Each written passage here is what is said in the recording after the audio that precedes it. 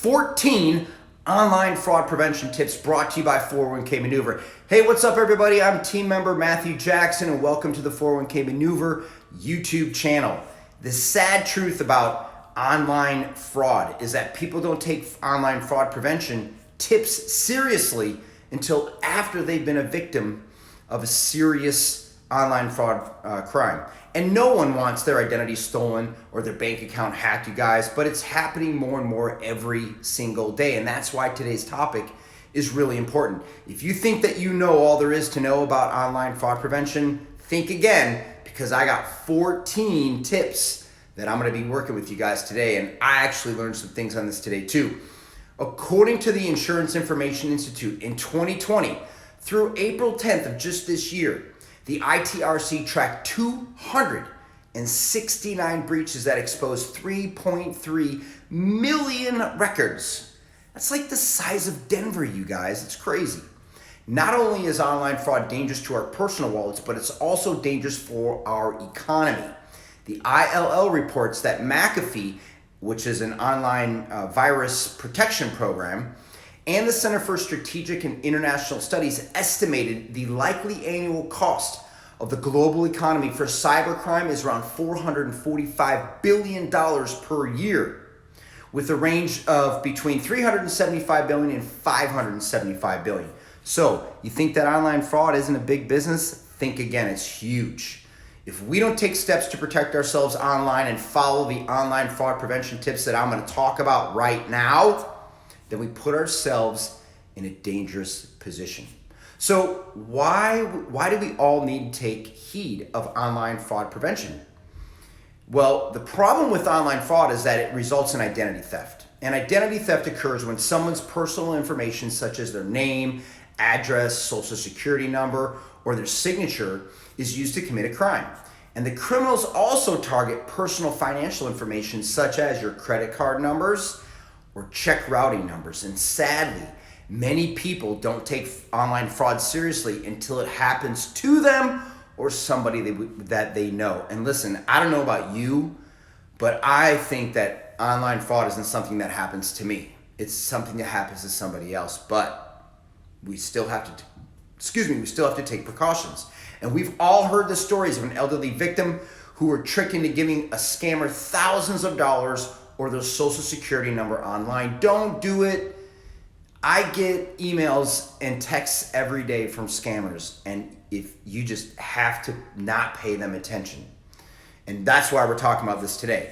Many of us who are tech savvy, like this guy right here, tend to dismiss online fraud because we don't think that we'd fall for a Facebook scam request asking for money. The problem with this is mindset is that hackers and fraudsters keep getting smarter and are always finding new ways to dupe even the most knowledgeable and tech savvy person. They're targeting people just like me, just like you.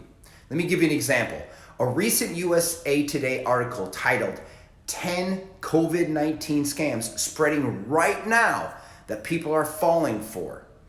The article cited several examples of online schemes that prey on the public's COVID-19 fears or, get this, their generosity. The report claims the FTC, the Federal Trade Commission, says coronavirus-related scams have cost Americans about $13.4 million so far this year. And Google, check this out, blocks more than 100 million phishing emails. How often do you think? Every year? Every quarter? Every month? No, 100 million every day. That's scary. So criminals are trying to steal our stuff every single day and trying to get our personal information. And about 18 million of them are coronavirus related, according to the article. Additionally, there are over 400,000 scam websites using domain names with the terms coronavirus that are designed simply to steal your personal information and credit card numbers. So don't ever do that stuff, you guys. Don't give your personal information out online. Don't give your credit card numbers out online. So as you can see, online fraud should not be taken lightly. It has the potential to destroy you, financially and leave you feeling fearful for years to come. If thankfully, I've never been a victim of a home invasion.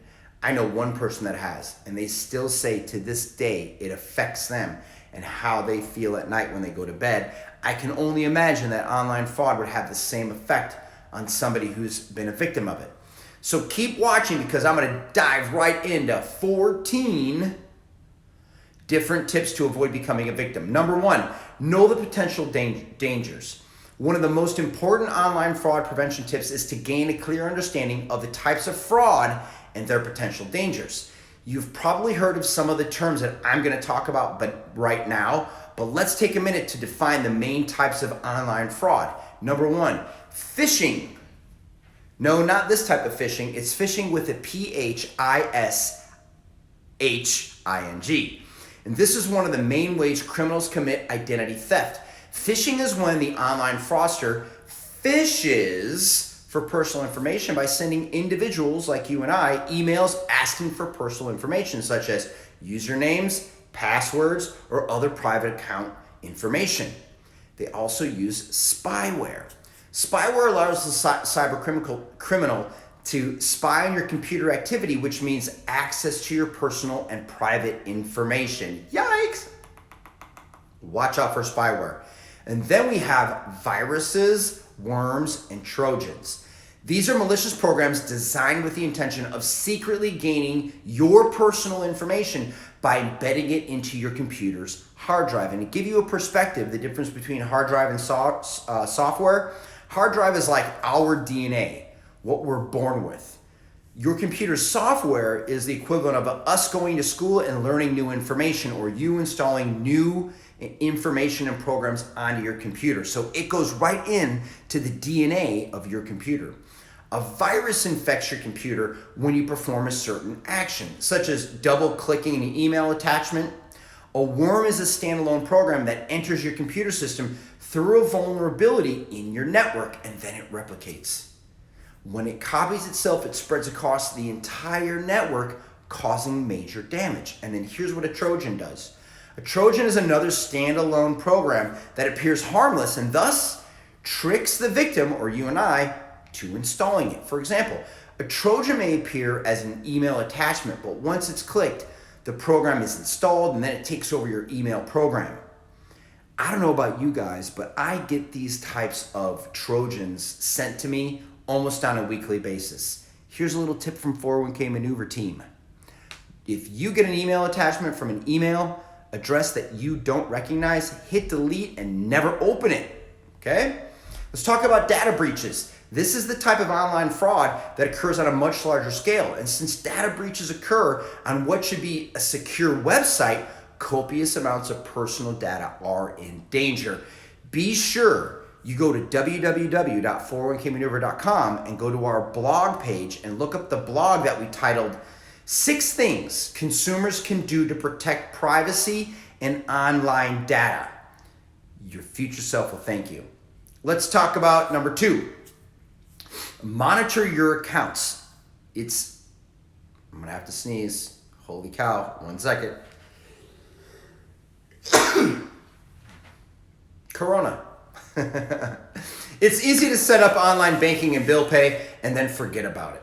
But you absolutely must monitor your accounts and do so frequently.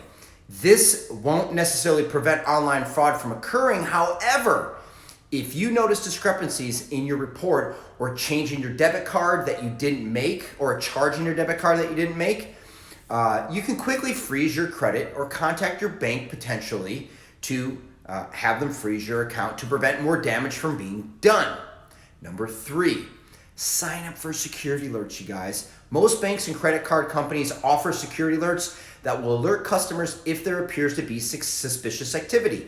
And all you need to do is sign up to receive a text or an email or a phone call when a suspicious purchase has been made. Additionally, if you believe your personal data has been compromised, you can place a fraud alert with credit agencies such as Experian, TransUnion, or Equifax. Check the description below because there should be links right there for how to quickly get to Experian, Transamerica, and Equifax. And when you sign up for fraud alerts with the credit bureaus, A notice will appear on your credit reports that you may be a victim of identity theft and requires creditors to verify your identity before any credit is given. That's a huge advantage. NerdWallet explains fraud alerts, credit freezes, and locks, products offered by credit bureaus, all aim to prevent new accounts from being opened. And fraud alerts can last for a full year, and then you can just simply renew them. All right, let's talk about number 4. This one's huge. Use a 2-factor authentication. Hey Matt, yeah? What's 2-factor authentication? Well, 2-factor authentication requires an additional level of ID proof rather than just a password to access software, apps, and even your phone. This makes passwords useless to hackers because it requires the user to use 2 different types of authenticity or authentication to gain access, such as a password and a fingerprint for a cell phone access, or a password and a one-time verification code that may be sent as a text message for secure websites. And you probably already use these as well. This means your online account cannot be accessed without both the user's password and a cell phone. Hooray! Make sure you do that, you guys. Let's talk about number 5. Update software to the latest version. I used to be a complete knucklehead, and I used to think that Big Brother was after me. And when an update was offered, it was just a way to watch me on my computer. Not that I'm doing anything bad, but I just didn't like the thought of it. Until, thankfully, my brother-in-law told me why we should be updating our software. So here's why. And now I do it religiously. It's important to update the software on your devices as soon as updates are available. Updates not only improve the device's overall functionality, but they also make the devices more secure against online fraud.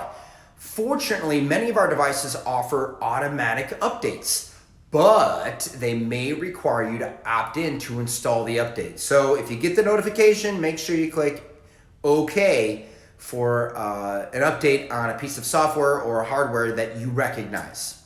Number 6, always use a secure internet connection. This seems like a no-brainer, but you should always check, and here's why. Your home Wi-Fi router should always be set up securely. This means it needs to be password protected, unless you want someone near your home to gain access to your network. Don't do that.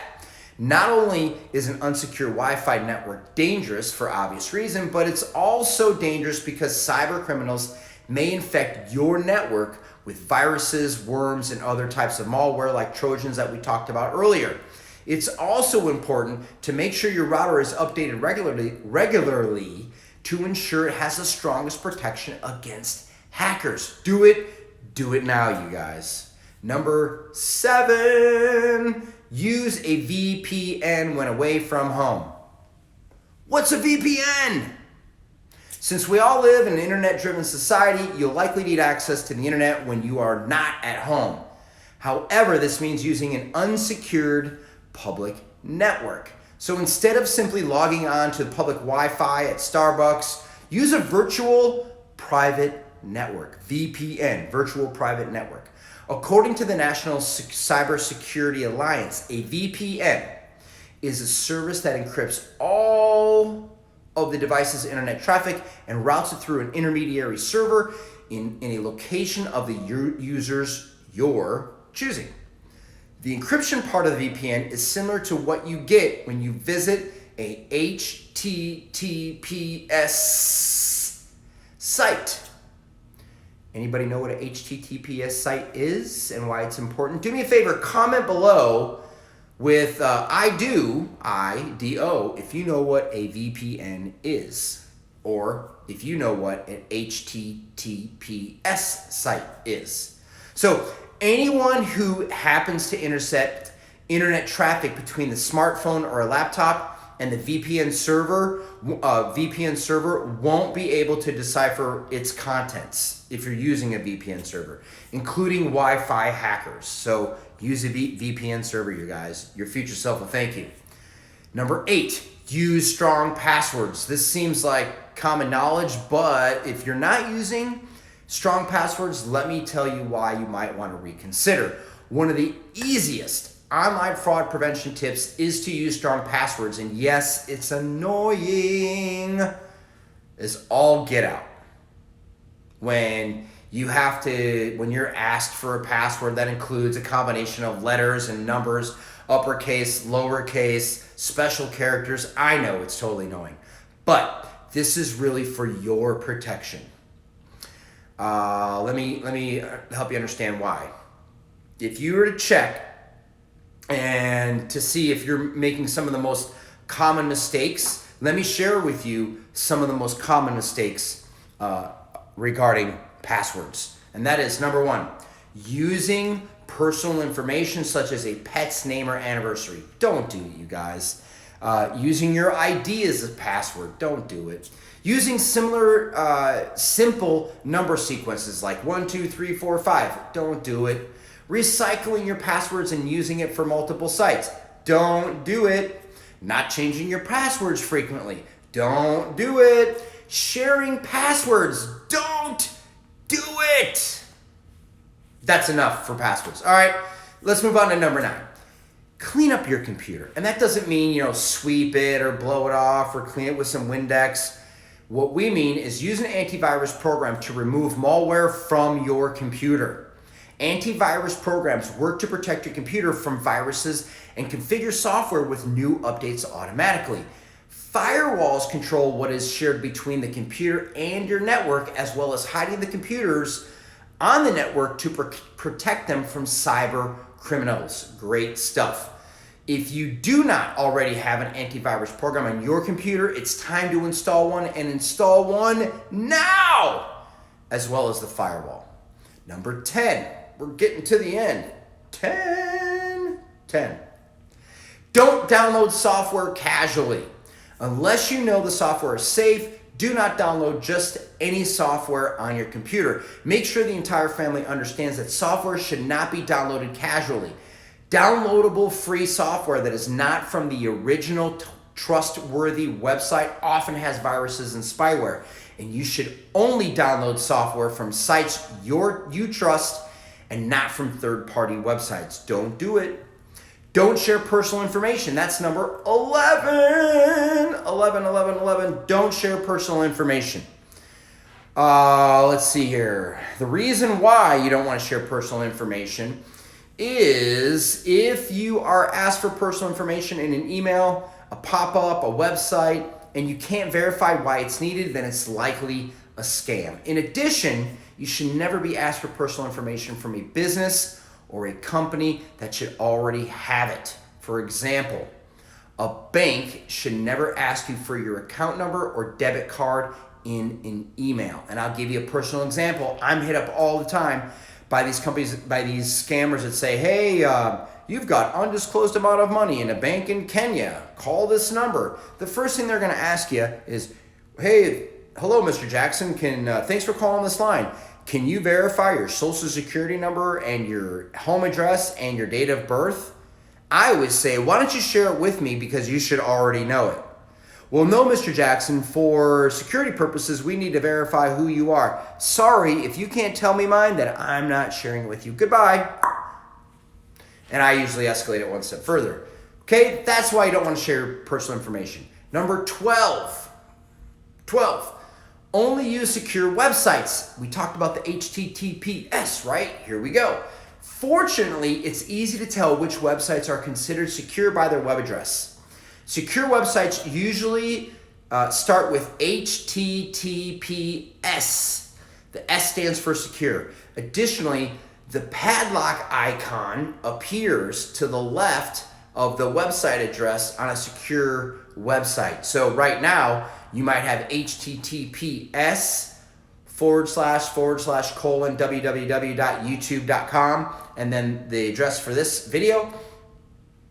Always make sure you have a locked padlock and the S after HTTPS. Number 13, shut down your computer. I see people that don't do this all the time. The United States government advises don't keep your computer running all the time. Doing so will make you prone to spyware and other attacks from hackers and identity thefts. Make it a habit to shut down your computer each evening after work.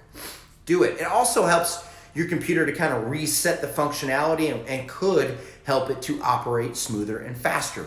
And then last but not least, number 14. I wonder if I could do that backwards. 14. Don't be too trusting.